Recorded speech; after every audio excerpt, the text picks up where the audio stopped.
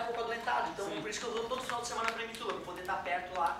E, então eu ainda não posso garantir, mas pô, o clima é tão legal, né, cara, que não dá vontade de perder, não. E não se matem, né, pelo amor de Deus. Por favor, só que uma coisa também. Não, digo assim, ó, doem-se tudo, por favor. Voltem quebrados se for preciso de jogar, de competir. Eu não estou dizendo isso. Eu estou dizendo o seguinte, ó, independentemente de quem ganhar ou quem perder, no final, a gente poder voltar para a aula e focar no vestibular, que teve um ano, foi ano passado, acho, retrasado ou mais.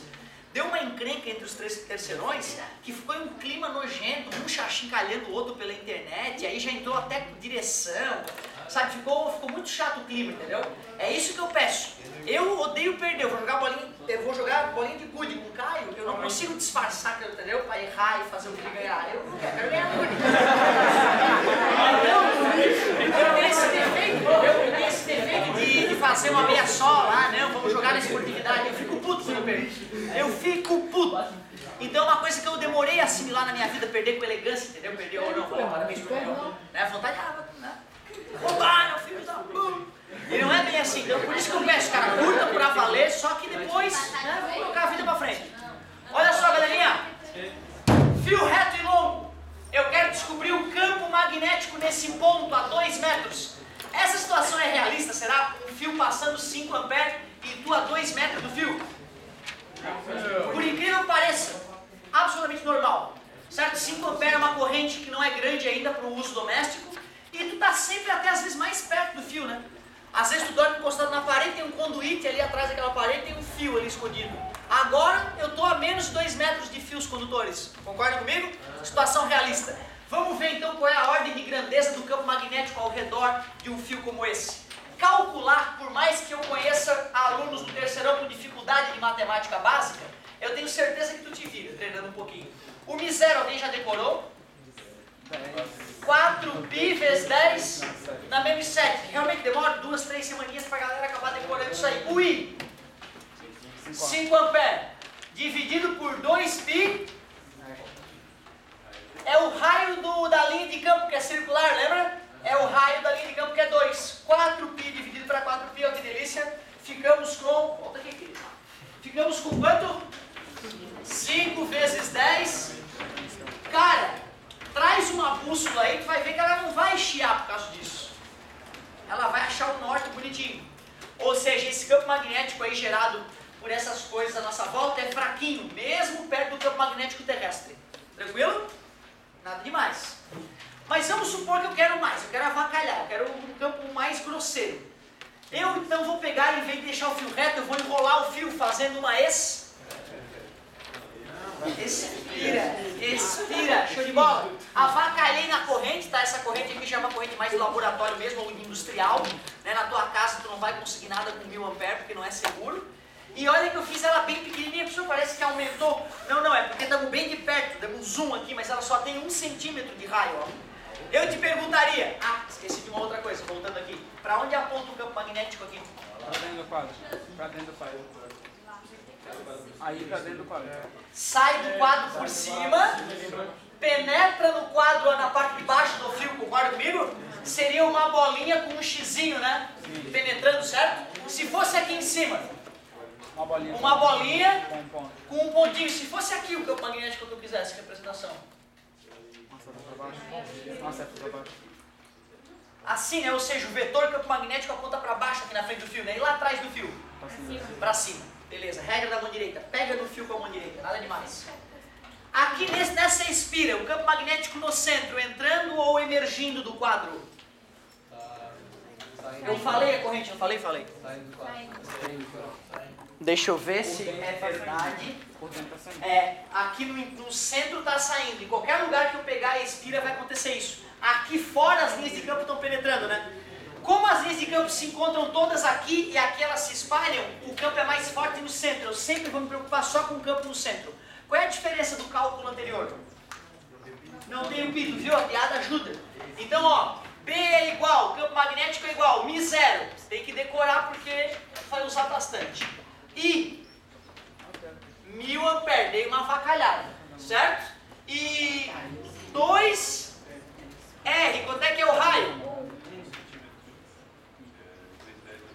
Parabéns, garoto. Não podia botar em metro, né, cara? Tinha que botar em centímetro. É o risco que tu vai correr. É o riscozinho. Centímetro é a centésima parte do metro. É só dividir por 100. Vezes 10 na menos 2 para ficar elegante. 4π dividido para 2. 2π. 10 na menos 2 passa para cima. 10 na 2. Concorda comigo? 10 na 2 com 10 na 3. 10 na 5 com 10 na menos 7. Caramba, aumentou drasticamente o campo magnético, né? Vamos botar o π como 3.14. Aumentou em mais ou menos quantas casas? 5 casas, foi da ordem de 100 mil o aumento. Beleza? Ah, não, aproximar uma bússola aqui, meu querido, ela vai se destrambelhar na hora. Aquele campo magnético, ele já incomoda, já se ultrapassa o valor do campo magnético terrestre. Tranquilo até agora? Nada demais, né? Mas sei lá, né, cara, se o cara quiser fazer um acelerador de partícula, as partículas uma hora do acelerador vão estar tão velozes, tu vai precisar de um campo magnético para obrigar a partícula a continuar no trilho que tu quer, né, no caminho que tu quer. Tu vai precisar de mega eletroímãs, eletroímãs grosseiros. Vamos fazer uma situação legal aqui. Eu cheguei a te apresentar o solenoide. O solenoide é como se eu fizesse várias espiras, beleza? Suponha o seguinte, ó, usando um solenoide com apenas 10 amperes de corrente percorrendo ele, eu quero obter lá no centro do solenoide um campo magnético de 1 Tesla. 1 Tesla. Tesla é a unidade de campo magnético. A pergunta vai ser, sabendo que esse solenoide tem meio metro apenas de comprimento, determine o número de espiras. Para calcular o campo magnético gerado pelo solenoide, eu não me preocupo com a fórmula, porque é a única fórmula que vai ter o N, que é o número de espiras, e é a única fórmula que vai ter o L, que é o comprimento do solenoide. Por isso que tu pode confundir as outras, mas essa tu não vai confundir. Vamos ver quantas voltinhas de fio nós precisaríamos para poder obter o campo de 1 Tesla. 4π vezes 10 na menos 7, obrigado. Corrente elétrica é 10 amperes, é aceitável. O N eu quero saber. 0,5, meio metro tem o solenoide. Dividir 4 por 0,5 dá 8, beleza? Vou passar dividindo 1 sobre 8π, 8π vezes 10, menos 7 com 10, 10 na menos 6. N é igual, o 10 na menos 6 passa para cima, 10 na 6. Fingindo que o π é 3, 8 vezes 3, quase 25, ó, quase 25. 100 dividido para 25 dá 4, né? Concorda comigo? Então ficaria 4 vezes 10 na 4, 40 mil voltas. Cara, tu imagina tu pegar uma porcaria dessa e dar 40 mil voltas de fio. Haja fio, né? E um fio vai se sobrepor pelo outro, né? Vai ficar uma coisa grosseira, certo?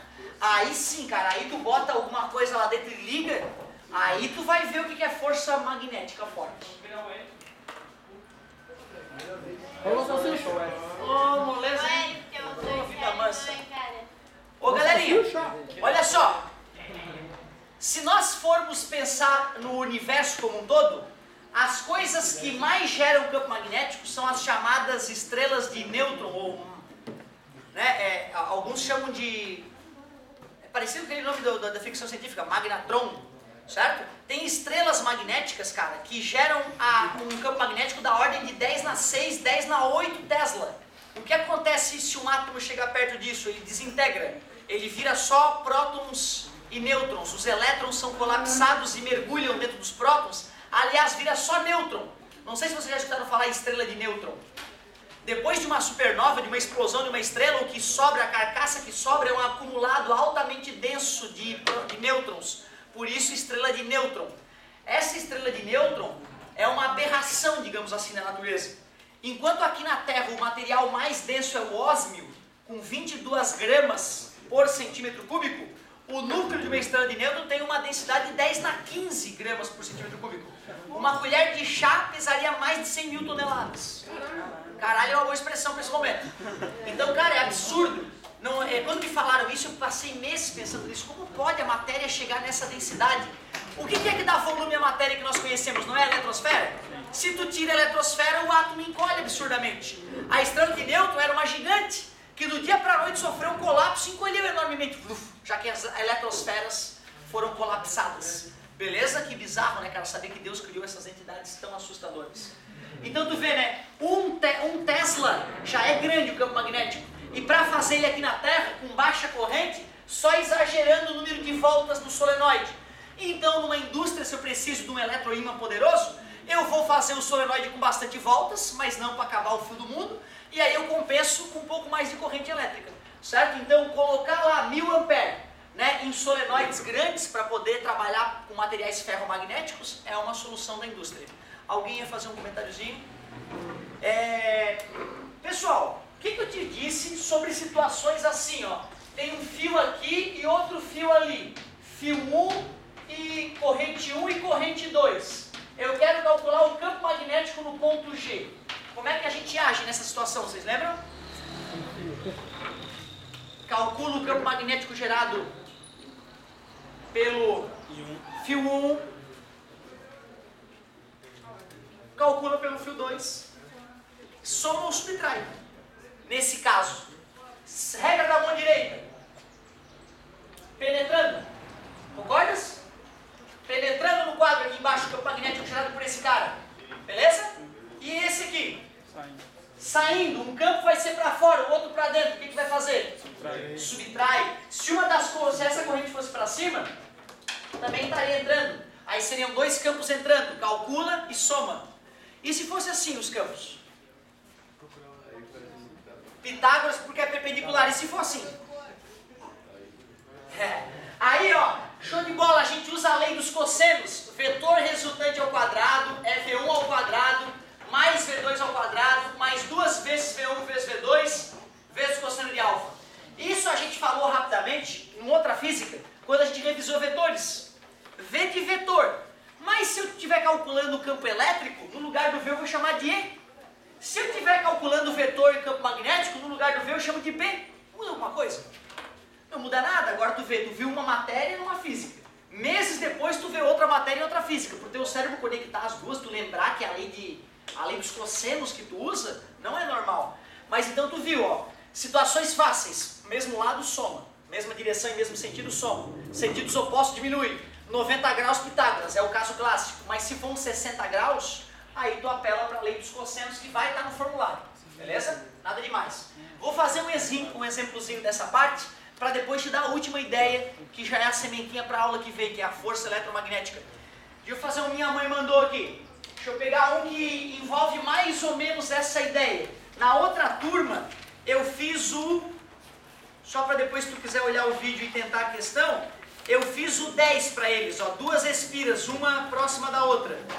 Para vocês, a questão 4. Obrigado, amigo. Ó, ótima questão, mistura fio reto com espira. Adorei. Ah, professor, mas é do ITA. Cara, eu passei anos da minha vida apavorado quando eu vi essa palavra, entendeu? Tens que entender que no ITA tem questão top, mas tem questão básica também, certo? Essa aqui não pode ser muito terrível, já que é a 4. Vamos que vamos. Se bem que o 4 é o número japonês para a morte, né? Isso pode dar problema.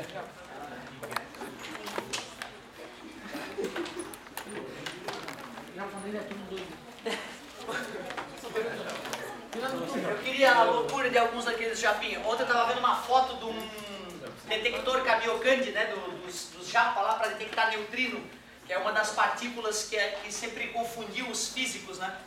E, cara, é assustador, né, bicho? A capacidade de engenharia desses caras, né? Não dá para acreditar o que os japinhos acabam inventando. Claro que não é só, não é japonês, é inteligente, é a cultura dos caras, né, bicho? A cultura lá é brabo, cara. Vai mal, a pressão familiar é tamanha que tem jovem que se suicida porque as notas estão baixas.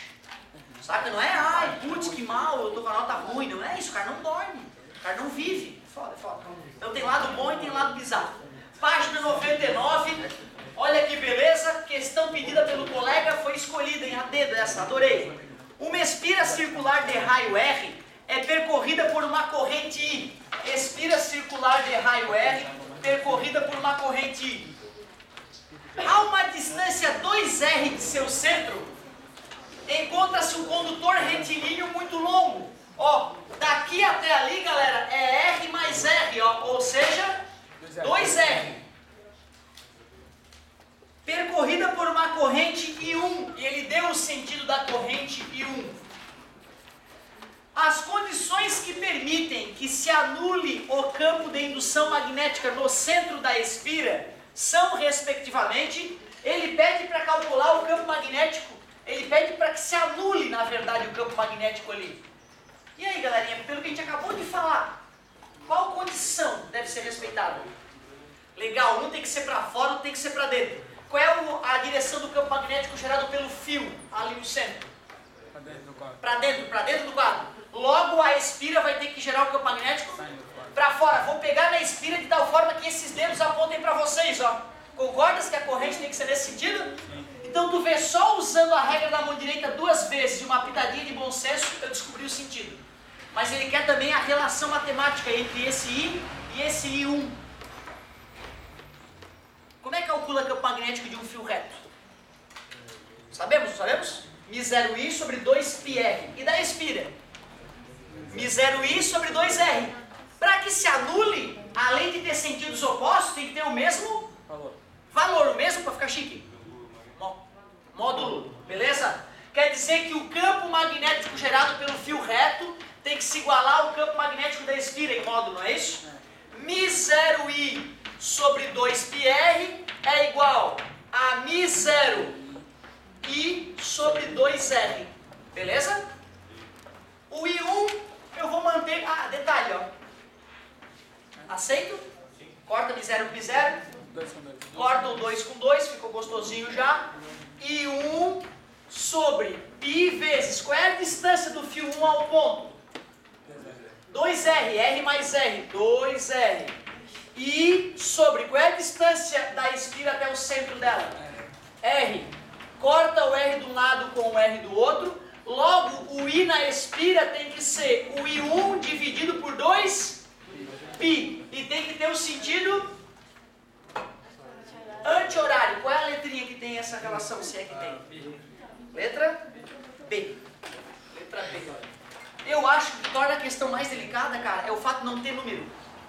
Se tivesse os números pra gente colocar e ver que um dá, né? E a resposta ser, sei lá, 5 amperes, fica tudo mais fácil de assimilar, né? Quando fica só letra, cara, eu ficava agoniado, ficava assim, ó, puta que merda, como é que eu vou entender isso? Tens que tentar convencer o teu cérebro de que a letrinha ali é um número. E no final das contas, o ideal é que um dia tu perceba que fazer as contas com as letras dá menos trabalho do que fazer com os números.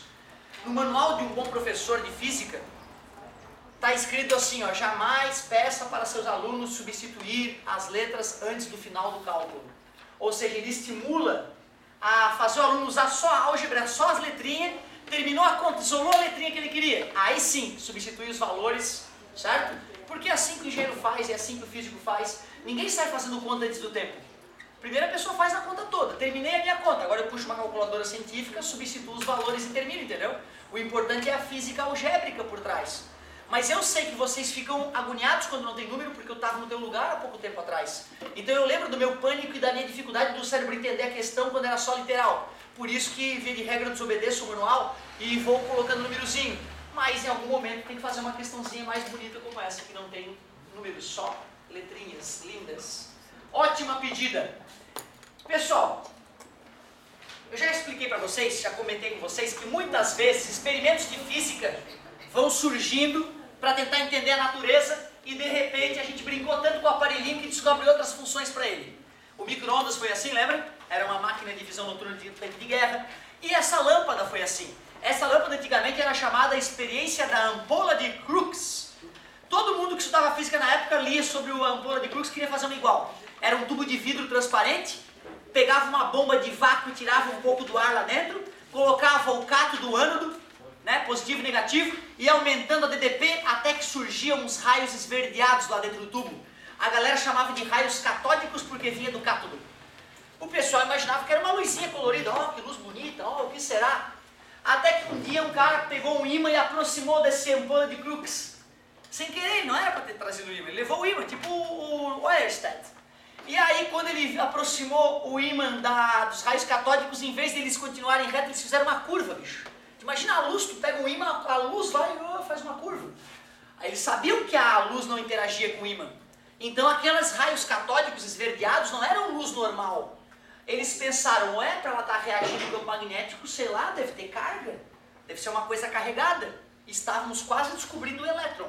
Olha que legal. Essa é uma coisa parecida com uma lâmpada dessa que fez a galera descobrir, porra, existe uma partícula elétron e calcular a massa, 10 na menos 31. 9 vezes 10 na menos 31. Que viagem, né? Bom, na verdade, o homem estava começando a brincar com a força eletromagnética. Eu quero só introduzir essa ideia. Força eletromagnética. Vamos pegar o ímã em forma de ferradura dos desenhos animados. Aquele ímã existe e ele é muito importante para o estudo da força eletromagnética. Eu quero fazer um ninja aqui, ó. Sabe para quê? Para que aqui, bem nessa parte, o campo magnético seja uniforme. O que significa uniforme? O mesmo valor em todos os pontos. Observe que na beiradinha já não começa a ficar mais uniforme. Mas eu quero um maior ainda. Eu quero pegar um polo norte aqui por cima, polo norte. Esse ímã vai fazer a curva lá do lado da rua e vai vir aqui por baixo, polo sul. Logo tem linhas de campo magnético vindo do teto para o chão. Satisfeito?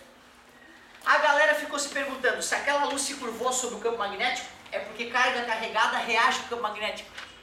Vamos fazer teste. Vou pegar uma partícula de teste. Positiva, tudo bem? Vamos num ambiente isolado do laboratório e vamos mergulhar uma partícula carregada positiva no campo magnético. Soltava a partícula lá, ela ficava parada. Oh, que merda! A carga positiva, quando imersa em campo magnético, não reage. Parada, né, galera? Soltou ela paradinha lá, ela continuou parada. Logo a resultante era 0. Então, putz, que mal! Que maus! Ô, Asdrubal, joga a partícula a favor do campo. O Asdrubal foi lá e arremessou a partícula a favor do campo. A partícula continua em MR1. O que eu concluo? Força resultante é 0. Putz, que mal!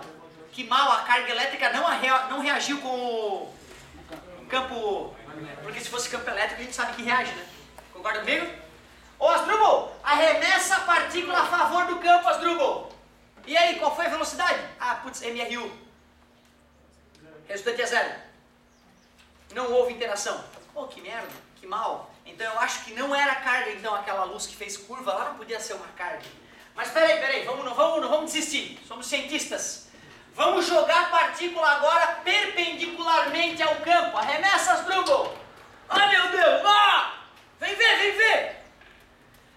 Deixa eu ver o que aconteceu com a partícula. Deixa eu pensar aqui. Velocidade, o campo magnético está para baixo, a força vai empurrar a partícula para dentro do quadro. Essa partícula, ó, se eu arremessar ela para lá, ela faz isso, ó, nesse sentido, ó, e fica girando num círculo perfeito. Desliga o campo magnético, ela passa reto a partir do momento que tu desligou o campo magnético. Beleza? Pô, que legal! Uma carga elétrica pode sofrer sim a influência de um campo magnético. Mas a velocidade não pode ser 0 e a velocidade não pode ser paralela às linhas de campo. Se houver uma componente da velocidade que é perpendicular, existe força nome justo, né? Elétrico porque é carga elétrica, magnético porque é dentro do campo magnético. Tranquilo? Aí a galera começou a fuçar um pouco mais isso. Primeira coisa, eu quero descobrir como é que calcula o valor dessa força. Se a força que atua na partícula é maior, ela faz uma curva mais fechada. Se a força que atua na partícula é menor, ela faz uma curva mais aberta. Ou seja, medindo o raio da curva que a partícula faz, que nesse caso seria no plano, certo? Nosso plano horizontal, por isso que desenhar ela seria difícil, né? Seria alguma coisa assim, ó. A partícula vai lá para dentro do quadro e volta, beleza? Para a gente calcular essa força, a gente pode medir o raio da curva que a partícula faz. Quanto mais fechadinha a curva, mais força fizemos nela. Tudo bem? O que tu acha que acontece se eu dobro o poder do campo magnético? O que teu coração fala sobre a força? Dobra, faz mais fechado, porque dobra a força. Eu posso dizer que o campo magnético é diretamente proporcional à força eletromagnética. Se eu aumentar o valor da carga de teste, se eu triplicar o valor da carga de teste, o que tu acha que acontece? Triplica a força, intuitivo. Quanto maior o valor da carga de teste, maior a força eletromagnética. Tranquilo? velocidade com que a partícula entra no campo? Aumento 5 vezes a velocidade. Aumenta 5 vezes a força. Tudo é diretamente. Mas tu concorda que o ângulo influenciou? Quando o ângulo era 0 ou quando o ângulo era 180, que ângulo, professor? O ângulo entre o campo e a velocidade. Ora era 0, ora era 180, né? Nesses casos não havia força, certo? Qual é a função matemática que zera para ângulo 0 e ângulo 180? Seno. Por isso que é vezes seno de alfa. Olha só que legal a fórmula da força eletromagnética. A força eletromagnética é diretamente proporcional ao campo, diretamente proporcional à carga, diretamente proporcional, isso, mas também depende do ângulo. Olha que viagem, depende do ângulo. O mais difícil para a galera geralmente não é fazer a continha, é aplicar a regra da mão direita. Tu já estava pegando a regra da mão direita, né? Pega no fio com a mão direita. E o dedão? Não sei que é sexta-feira, da tarde, vamos ser educadinho, né? O dedão é no sentido da corrente, certo? Que a vontade é enfia o dedão, né? Pelo amor de Deus, deixa eu ir embora, certo? Mas é na corrente, tá bom, galera? É na corrente. Agora, olha só. Eu duvido criança, por mais religiosa que seja, que não brincou. Tem uns caras que já avacalhar.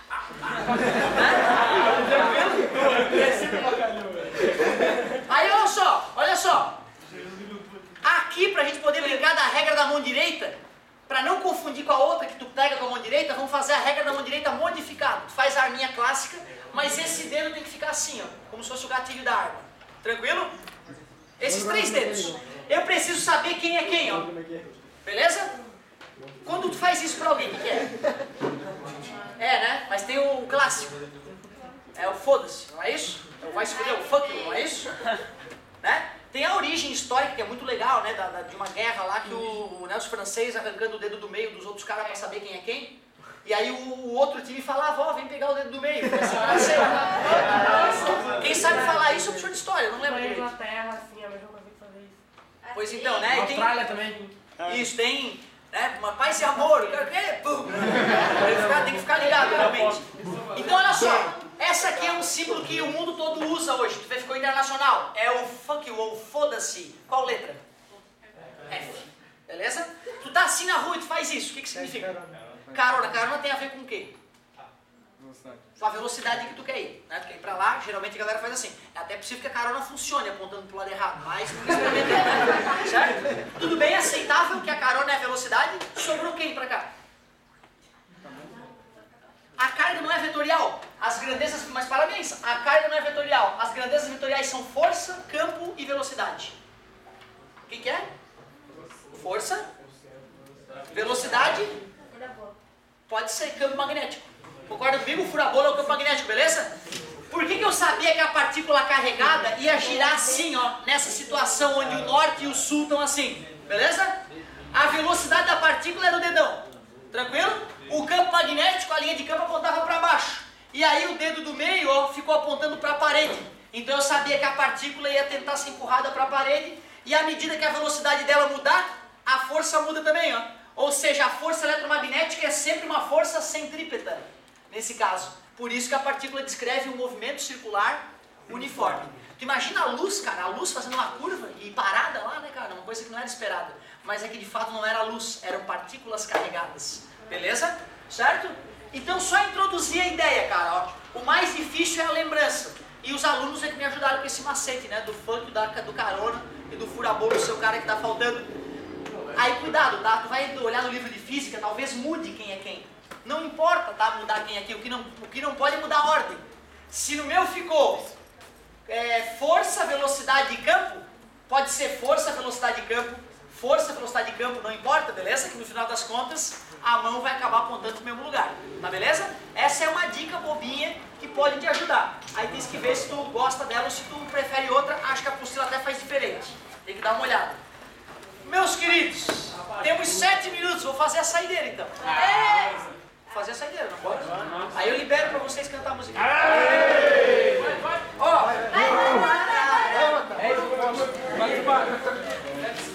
Eu sou, Vamos lavar a outra, né, meu querido? Falaram Edson? Falaram? Edson. Alô, não é? Vocês já viram a palestra do cara? Ele apareceu por aí? Não? Vocês sabem aquele repórter, né, da RBS? Pô, muito legal a palestra do cara. Eu fiquei de cara com a história de vida do cara. Pô, gente fina. Ô, galerinha! 33, ó. Estamos todos salvos. A idade de Cristo. Olha só. Página 106. Não vai ter nem conta. É só a regra da mão direita para ver se tu aprendeu. Exercício 33. O que significa será esse xizinho, ó? Um deles ele até circulou e disse que era o B. O que é isso? O que é o B? Campo magnético, né? É o campo magnético. Está apontando para vocês ou para dentro do quadro? Para dentro do quadro. Quer dizer que tem norte nas costas de vocês e sul ali na secretaria. Pode ser? Uma partícula carregada negativamente movimenta-se no campo magnético mostrado na figura. Agora sim a partícula, galera, ó. Qual é o ângulo entre a velocidade e o campo magnético? 90, parabéns. O campo entrando lá, né? E a velocidade da partícula para baixo, 90. Com velocidade perpendicular, tá ali, ó, ao vetor de indução magnética. Sabendo que a força magnética equilibra o peso da partícula, pode-se afirmar que a velocidade da partícula tem... Ele quer saber para onde que a partícula tem... Aqui, eu botei a velocidade, para lá. Um absurdo. Não sei se é para lá.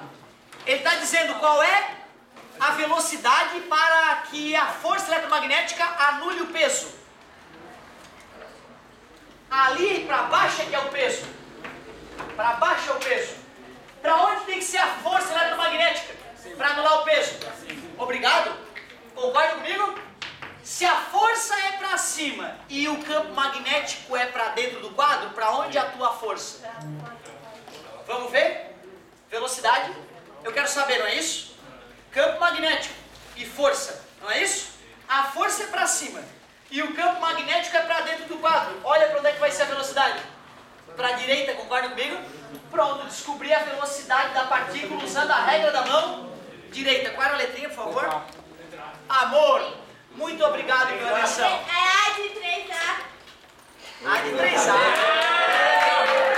Agora eu quero ver o barulho que vocês estavam fazendo, que vocês me incomodaram pra caramba. Como é que é? Fraqueza. Ah, eu não podia dar aula lá, agora eu quero incomodar o outro também. Vamos berrar. Berra, pô.